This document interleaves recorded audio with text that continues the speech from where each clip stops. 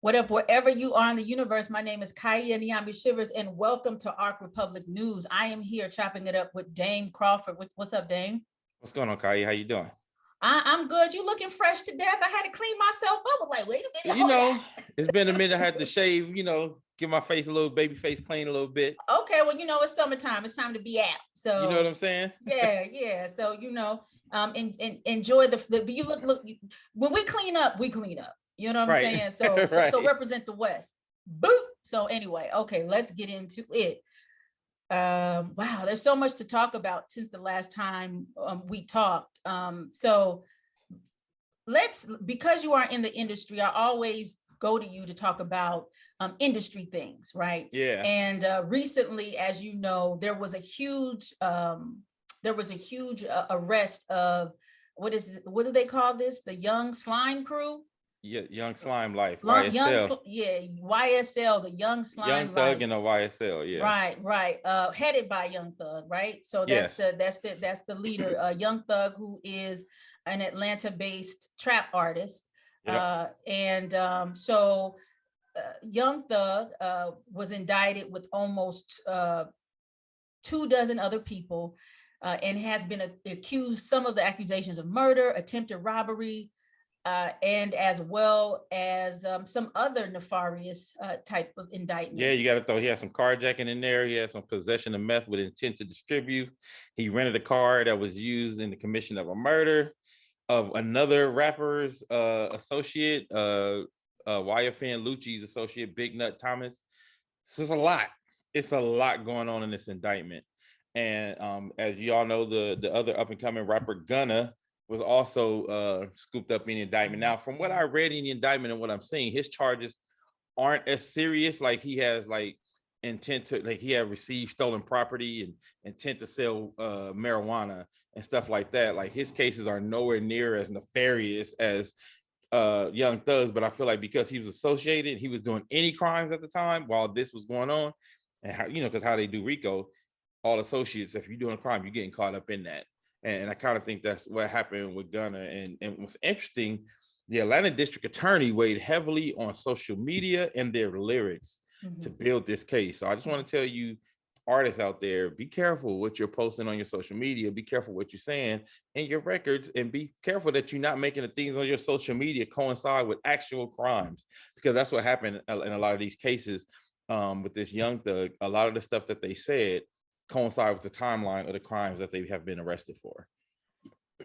Well, other than that being, oh boy, I'm not trying to sound like an older person, but other than that being some dumb shit, I think well, let me start with I'll retract my statement. Let me not say that, because I don't want people to tune out before, we get into the nuts and bolts of the conversation. But so starting with Gunna, who was he got shanked 2 months ago. No, that wasn't Gunna. That was YFN Lucci. YFN Lucci, which is the boyfriend of Lil Wayne's daughter, Regine. Yes. Right. So okay, YFN Lucci. Okay, all right. Yeah, there's so many arrests, because there also was a huge arrest, I want to say maybe about a month ago in New York, right? And so all the drill rappers and that whole crew, right? Yep. Who met with the mayor of New York, right? And all they were doing was just collecting intelligence, and then they arrest you a month later. So there is I used to teach a lot of stuff about social media. And I would tell the students, this is what I told the students: you have a social media personality and you have a personal, life.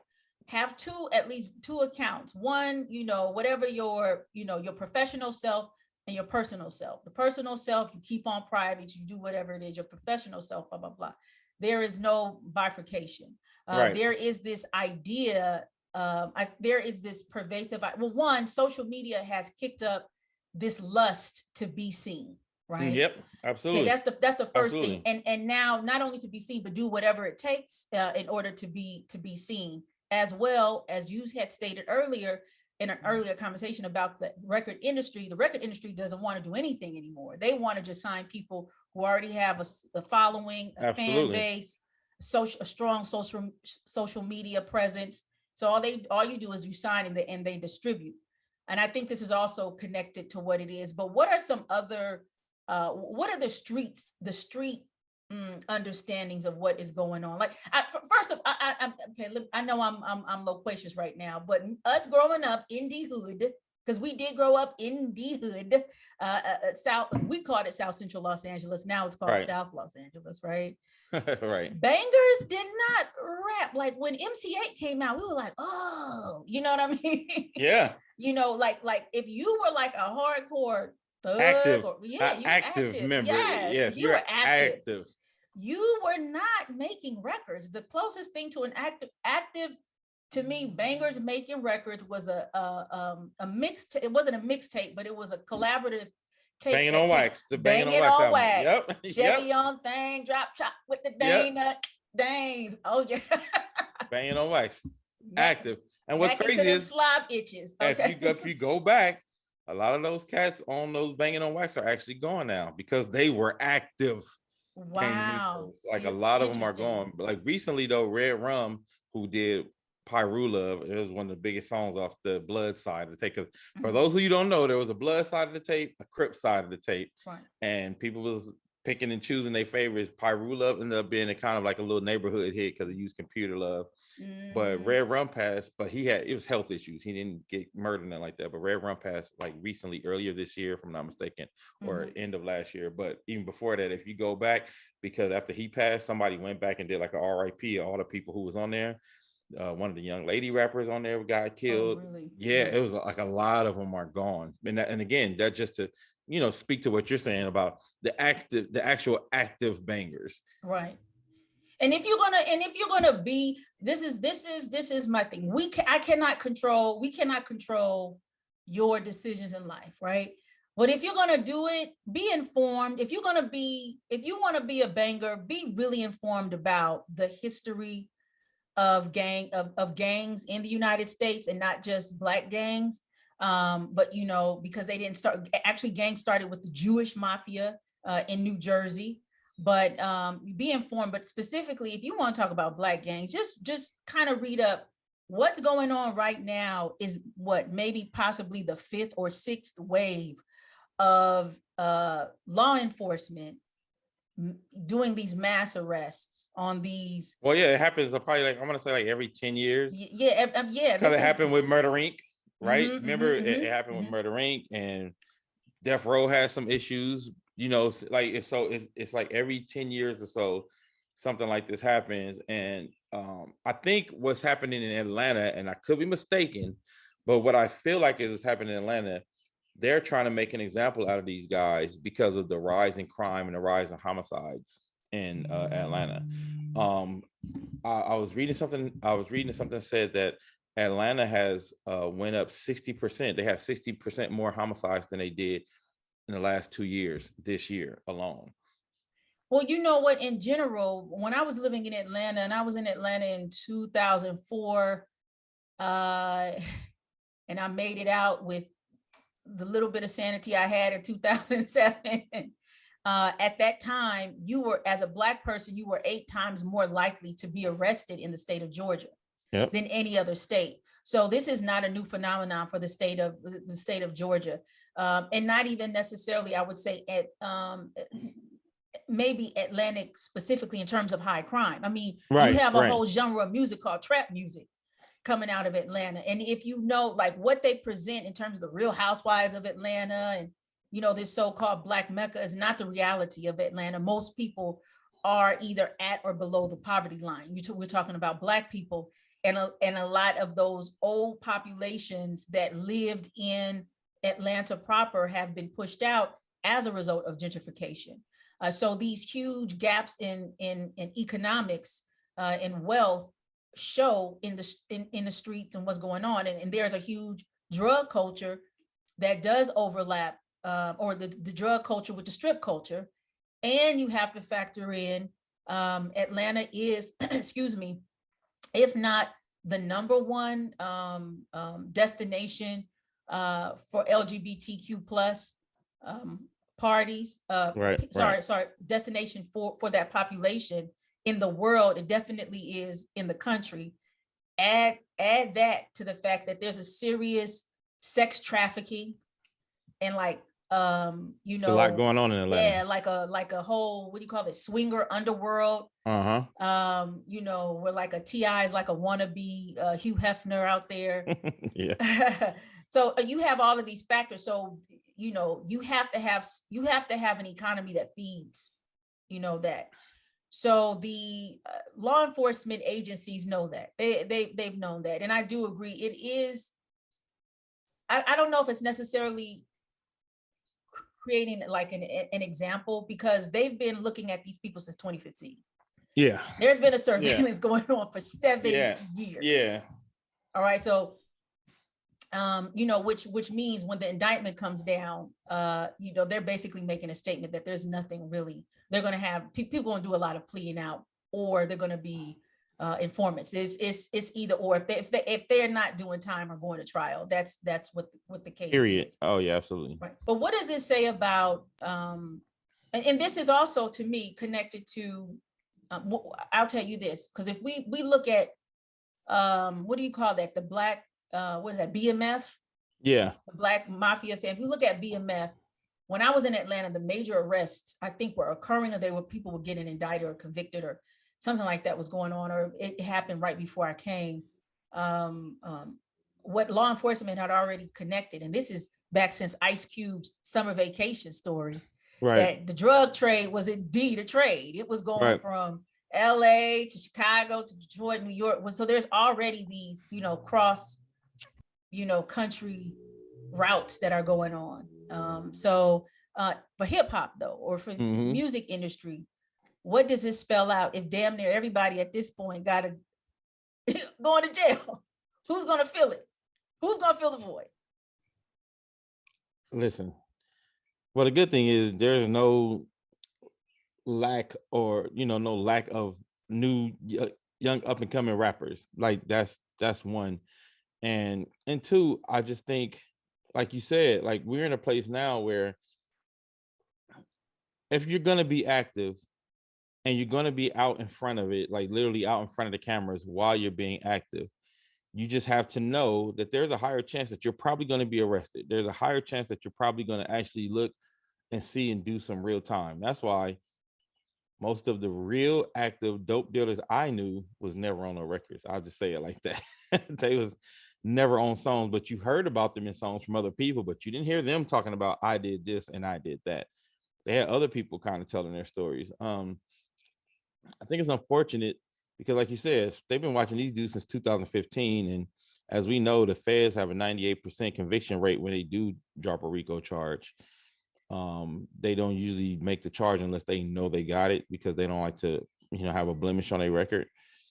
So I think these guys are looking at some real time. Like you said, you can get a lot of guys turning state's evidence, and we'll see in the end if Young Thug was the real target. Because they're dropping all of these charges on him, but he may not even be the main person that they're trying to get. They're probably trying to use him to get to somebody else. So that's something to keep an eye on, to see if he's really the ringleader as they're trying to make him to be, or if they're using him to get to what they think is the real ringleader. And that's a lot of people. 29 people arrested and charged with RICO. 29, that's a lot. So for those of you who don't know, RICO charges are what they use to bring down a mob and the mafia. And so they kind of only use that when it's big money involved, when it's big drug trafficking involved.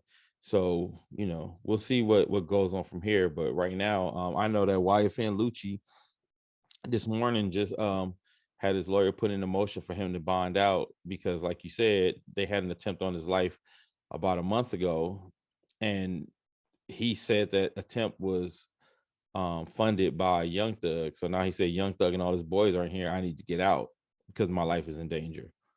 So there's and like you saw, like we had some one of his associates died. One of Young Thug's associates died last week, Lil Keed. Uh, so and then like we've seen like the young man, I'm looking at his face, but he's slipping my mind right now. But the young man who was killed in Memphis, the rapper who was killed in Memphis. Oh, Dro? No. No, not. Ugh. I'm sorry, it's slipping But my you mind. even have King Von, who was killed in Yeah, King Von. Atlanta. So what's happening is you're having a lot of spillage from the music industry into the actual streets and vice versa. So that's what you're seeing is a lot of this spillage between real artists and regular everyday street folks. You know what I mean? And that's what's happening, and that's what you're seeing. It's kind of like, so now it's spilling from the music to the streets, now into jails. So it's going to be a very interesting next couple of months to see what they do with hip hop artists, because that means now they're probably going to start looking in all the inner city hip hop artists to kind of do the same thing, right? I mean, or we might see or witness what a lot of people have been predicting for, I would say, for at least the last 10, 15 years, that there's going to be a huge shift in what a hip hop artist looks like, especially if I think Jadakiss signed this white rap artist. I forgot his name. You could look it up. So I want to offer a couple of things, particularly in Atlanta. There is something called the Green Wave Project in Atlanta. The Green Wave Project is to create a green space that circles around Atlanta proper. If you look at a map of Atlanta, there's a highway. I think it was at the 285. I forgot the name of it, but I want to say it's that one. And it's circular. It goes around all of Atlanta. Everything inside of that is considered Atlanta proper. And so they're creating, and this is also where, I would say when drugs flooded the communities and flooded places like Atlanta, it's inside these lines where a lot of because this is the predominantly Black community, were devastated. Right. So a lot of housing was abandoned, as well as commercial real estate was abandoned. So for the last, I would say about 2020, the last 10 years, I don't know exactly the date that the Greenway strike, Green Belt, not Greenway, Green Belt project started, and the city began to place eminent domain on these spaces and build this walk and bike space. That's also this green space. And I forgot how many miles it is, but it's supposed to, it's like this huge thing, and it's supposed to be for the residents to have this outdoor pathway to enjoy. Now, what we know, it's not for the old Atlantans. Oh, no. You know what I'm saying? This no, not at all. You're right. This is the obvious gentrification. And I've been doing a lot of, because I was supposed to teach a course which had trap music. Atlanta was built, how the highway system was built was actually to segregate white people from Black people. So Atlanta has a lot of dead ends. And those dead ends were purposefully, because it literally cut off Black communities to white communities. Wow. So yeah, So their segregation was very literal. So now, since white people left Atlanta proper, now they've returned, and there are these legislative efforts and economic efforts, to further push Black people out. And even when I was there, people say, oh, Atlanta is a Black city. Well, in terms of the phenotype representation, it may be predominantly Black and a rising Latino community, but it is still white owned. And It is still dictated by old white slave money. I don't care how many fake teeth and tatas you put on your body, in your head. So I wanted to say that, these arrests, in my opinion, are definitely connected to larger political economics. So that's Atlanta specifically. Industry, in my opinion, specifically, is when you sign a contract, you also have insurance taken out on you. And so even though, Young Thug is a highly popular artist, and trap is a very highly, form of music that is generating. Like they said with Pac and Biggie, you make more money, or any artist, Basquiat, you make more money off of a dead or artist than you do off a live artist. So not only are these people replaceable, what we learned with Diddy, you could take somebody that has no talent, you can take somebody who has no talent and create a whole persona, and make money off of them. You control them. They'll be at your beck and call. So they're replaceable. So that's the political economics for me, for the industry. And Dame, I have been from day one. See, Dame and I have this, we have a very long relationship that actually goes before we started our careers. But when we did, Dame was the musician and the performing artist. I was the journalist, and I was always highly critical of it. But then being 22, I didn't know what I was in. It was just, honestly, it was just like nasty. It was just whatever. And thank goodness I was really crunchy granola then. You remember me? I had locks. I was a vegan. I did yoga. I was a surfer. You know what I'm saying? So I would go to these parties. I've been to parties where they snorted the cocaine, and a Playboy bunny would come up to me. This is a true story. I was at the Playboy Mansion. It was Russell Simmons. I hardly tell these stories because they're really irrelevant, because we've heard like these esque stories before. I was at the Playboy Mansion. It was like a Russell Simmons party. And I got there, and a Playboy, what do you call it? Is it Playboy bunny? Is that the women? Playboy bunny.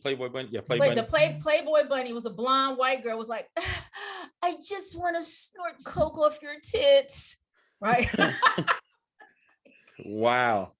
Bing, bing, bing. That's my curse words. Get out my bing, bing, bing, bing, bing face, right? And so I stayed for a little while, and I got approached by a couple of more of these Playboy bunnies. And I was just like, you know what? I don't think I'm supposed to be here. Let me just exit and go back south of the 10, which is where the native Black Angelino lives.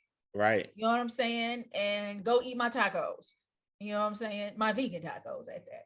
But yeah, so I've always been very critical of the music industry. And I then when I was 22, 23, I didn't know why it just seemed so foul and nasty to me. But now 23 years later, and hearing the stories and being more read and learn it, I'm understanding what happens. The industry creates, in my opinion, for a lot of artists, whatever their representations are, racially, ethnically, to fail, because they make money off of a failed artist than more so a successful artist, if that makes sense. Yeah, it does. But also, to all of your points, to everything that you said, you talk about how they say that Atlanta is a black city, and you talk about the people who were arrested. What does that mean? If they are trying to get those places, now who's out of those houses? Who's out of those homes? Who's out of those neighborhoods? Right? Like it kind of it's all connected, and it goes back to that. And like you said, artists make more money. They make more money off of artists when they're in jail, and when they can make them a scarce commodity. Like, oh, there's no more albums coming from Young Thug. So guess what? Now all his music is going to start streaming way higher. So it's very interesting how this whole thing, ties together, because like you said, if they want to gentrify, but you got people who actually own homes in these places, and you got people who actually, because cash like that, they own these homes cash, straight out cash. So you can't get them out by saying, oh, they renting. How you get them out? They got to go. Mm-hmm. You know what I mean? They got, so you're talking about him, Gunna, all the other cats that had like big money that was living in these neighborhoods. They probably getting them up out of there. Oh, and then also, there is an older, Atlanta has five HBCU, or four HBCU. Let me see. You have Morehouse, Spelman, Clark Atlanta, Morris Brown, and it's called the International Theological Center, which I don't think is considered an HBCU, but it's predominantly Black. But you have these clusters. So you have professors that went there, people that graduated there, that stayed in Atlanta. So you do have this, middle class, or people who've been living in the West End, or living in these places for decades, that they also have to push out too, as well, that chose to stay, even when these neighborhoods got a little ill. these people are still staying. Me, I went to FAMU, and they call it FAMU Atlanta. What was it, Atlanta South? That's what they used to call it. So even when I lived in Atlanta for those 3 years, there were people from FAMU that I saw. Like, I either was at FAMU when Keisha Lance Bottoms, the last mayor or the former mayor of Atlanta, that dude Gilliam, that guy, I was there, or I had just left. There's quite a few people. Will Packard and I were in Black Psychology together, Right. Yeah. So and when he comes out to LA, we met up a couple of times. So all of these people still have stakes, in Atlanta, in this, I would say now there's this kind of pull that's going on, in particular where you have, as a matter of fact, where Tyler Perry's studio is. I live right down the street in East Point. Because it's an old fort. I mean, the military was actually still active there when I was there some years ago. But so you have to factor. I wanted to say you had to just factor that in. It was Young Dolph. That's the name we forgot. Young Dolph. Young Dolph got murdered. I remember. Thank you so much for tuning in to Arc Republic. If you like what you see and you like what you hear, you can actually keep this mothership going. How? You can make a tax-deductible donation in several ways. One, Cash App us at Arc Republic Media. And you can also go on our website, arcrepublic.com/donate. As well, you can also donate to our fiscal sponsor and our sister organization at Black Farmers Index, that is Cash App, or also go onto their website, blackfarmersindex.com. We are two Black women-owned media organizations who share our profits so folk can thrive. We talked about contracts when we were talking about the Anita Baker situation. I'm pretty sure in the clauses now written, especially in rappers' contracts, I know they talk about, of course they talk about death, but I know they talk about in the case you get incarcerated. I'm sure they do. Yeah, of course. Yeah, I'm sure they do. You know what I'm saying? I'm sure they do. Yeah. Like all this stuff in the insurance industry, contracts for the record industry, all these things are not only connected, but they're probably overlapping in ownership, right? Oh, absolutely.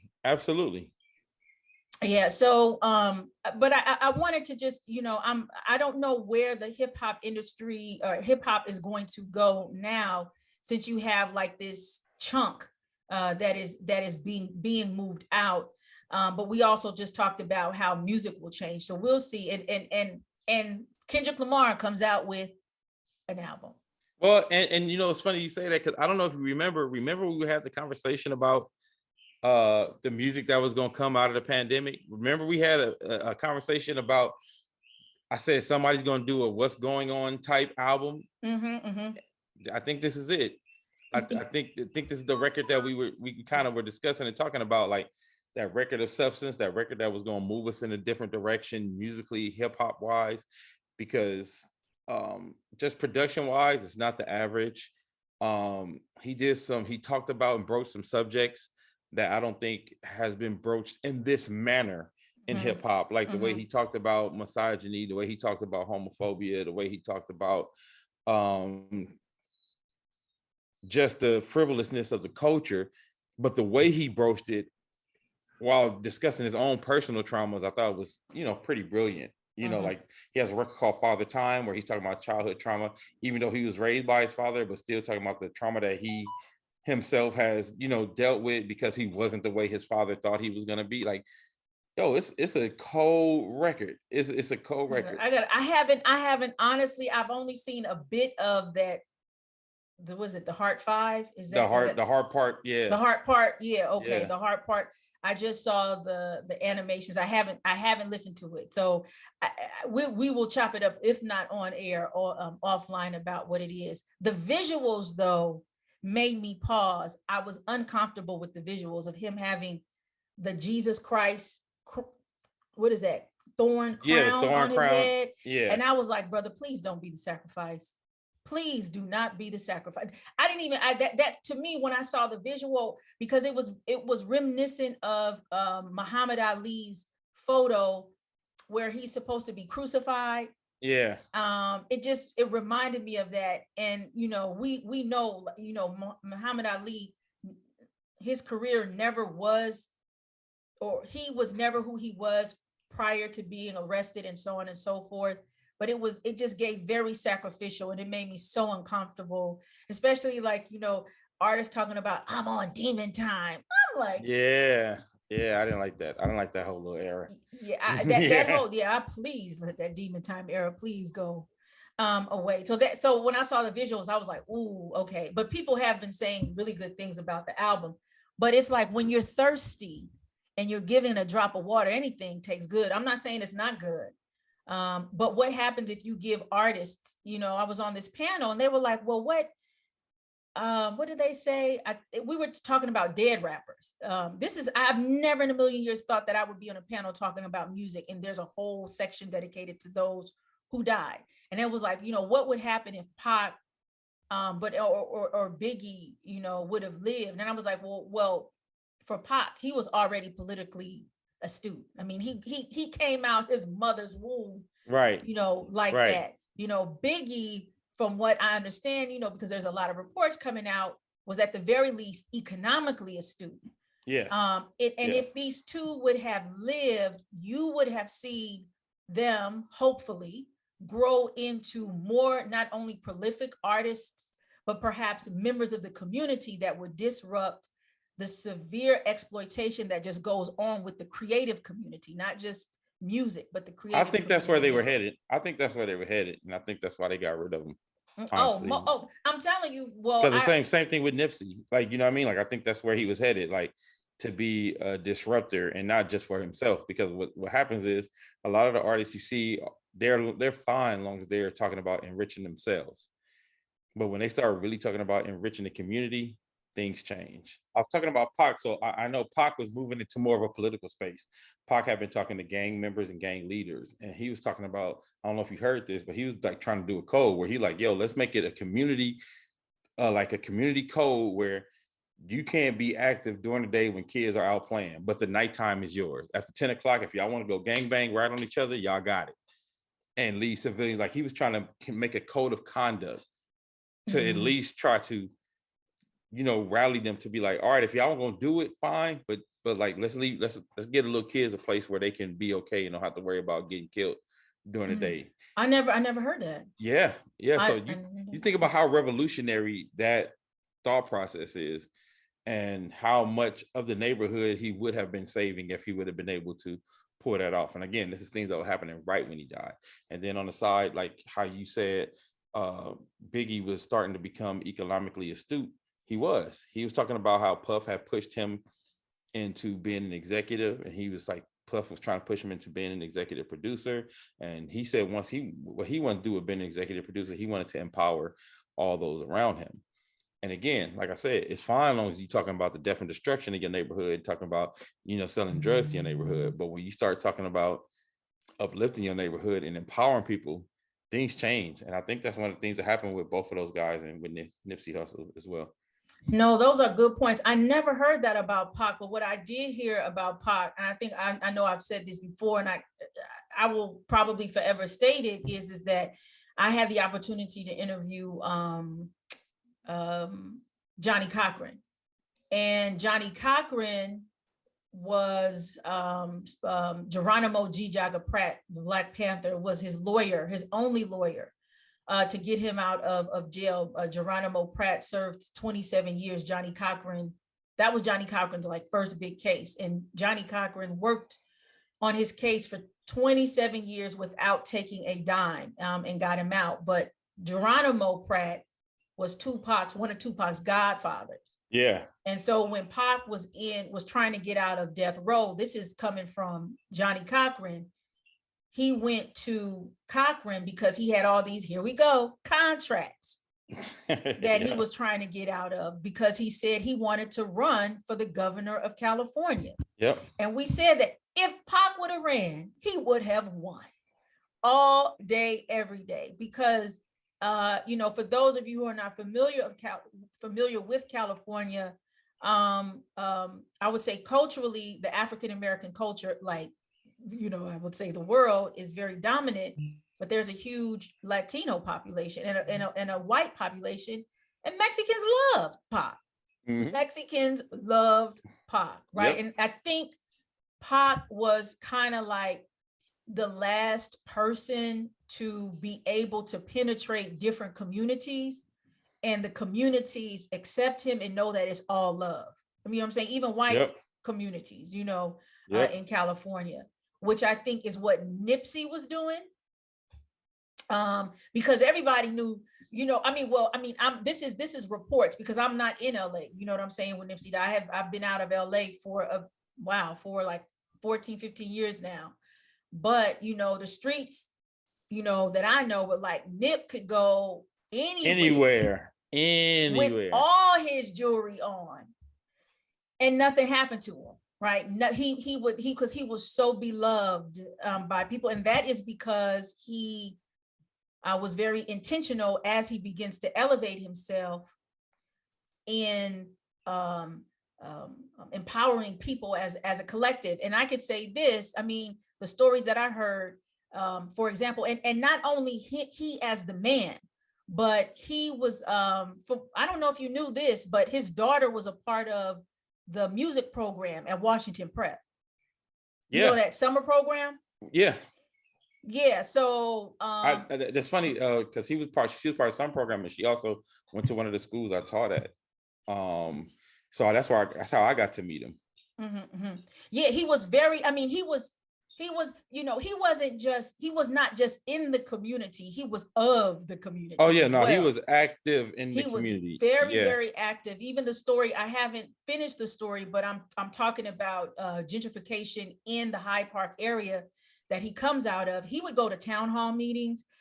He would be, it wasn't just for show. Even the one time I met him was at Vector 90. He and his daughter were the only two in the place, and he was doing homework with his daughter, or he was reading to his daughter was reading to him. But it was such a loving moment. It very, you know, me being a teacher's child, right? And then me being a professor myself, it was just so endearing that, you know, saw that. So you can't have those type of people with that popularity to grow on the mic. You know what I'm saying? You because we saw what happened when it was artists who were just coming up, when a KRS-One put out, "You must learn." Right. Right. And, you know, self-destruction, you're headed for self, you know, like those songs still are stamped and imprinted, right, and our political ideologies, you know, still today, you know, and are still very, very powerful. So in this panel, I was like, you give anything the space to grow, and you water it, you nurture it, and you just let it be. Oh my God, you know what I'm saying? And that's what I think is maybe at the core of what Black people want and why we fight. You know, right. when people are murdered in Buffalo, you know, even when, like, you know what I'm saying, when we killing each other, like, give us the space to grow, allow us the space to grow. That was my long soliloquy with that, but it ain't gonna be the last of your arrests. Back to that. No. Oh, no. I think they moving to LA in about 5 seconds. Oh yeah. They coming to LA soon. Oh yes. Oh, they are coming to Los Angeles. And what we will be talking about when, you know, things start going out are you began the conversation, but the unintentional consequences of when chunks of communities get arrested, the real estate that goes to the state, the bank accounts that go to the state, the mothers, the grandmothers, the baby mothers, the brothers who lose their housing because they're not connected to a stream of income anymore. Yep. The murders or the subsequent beatdowns that happen when people are implicated. And, you know, and that's just the tip of it. That is just the tip of it, because it's generational. This when stuff like this happens, generations are impacted. So we'll be talking about this and what this looks like. Yeah. Last thoughts on you, Dame? Just it's going to be long-reaching ramifications to this. Like you said, I think this is going to be the first of many, because it seems to be going state by state. I think you're going to see it happen, more in Atlanta, more in New York, Los Angeles, probably Miami and Florida is going to be next. So Chicago. So I'll just be interested to see the long-term ramifications on hip hop from what's about to happen right now. Mm-hmm. Yeah. Well, thank you. All right. Let's embark on the Arc Republic to hear current news that's published. More than gossip and chatter, covering current affairs that matter. We talk issues with professional views, all keeping you in queue. We wanted a higher vibe for these days and times, the freedom voices and minds, reporting the sign of the times, so all can build. Let's shine, yeah.